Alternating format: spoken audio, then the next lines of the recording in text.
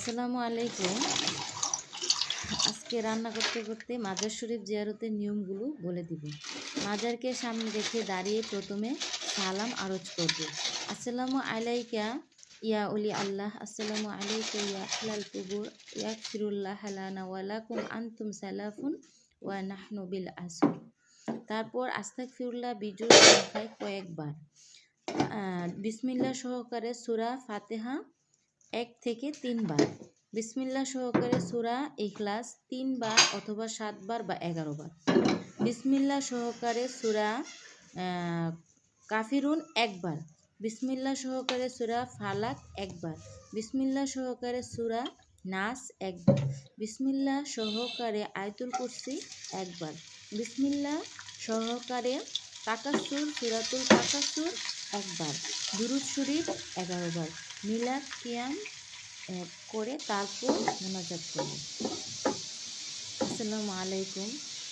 তো আমি আবার আমার আরেকটা বিদায় নেওয়ার আগেই বলে নিই যে আল্লাহ পাককে যখন ফেরেশতারা জিজ্ঞাসা করলো, হে আল্লাহ, আপনি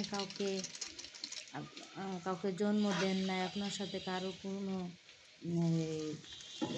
শরীক নেই, আপনি এক, আপনি অদ্বিতীয়, আপনি কারো মুখাপেক্ষী নন, তো আসলে আপনার কাজ কি, আপনার কর্ম কি?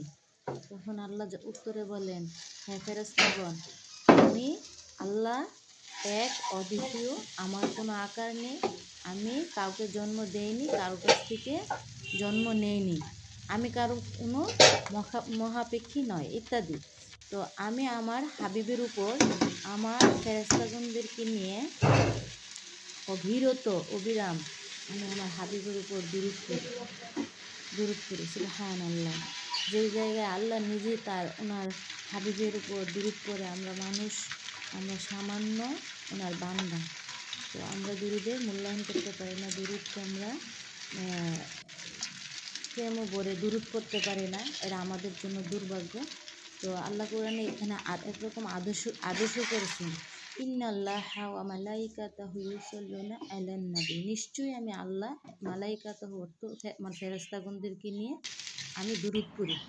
ইয়া আইয়ুহাল্লাযিনা আমানু, হে ঈমানদারগণ বা হে বিশ্বাসীগণ, তোমরাও আমার হাবিবের উপর দুরূদ পড়ো।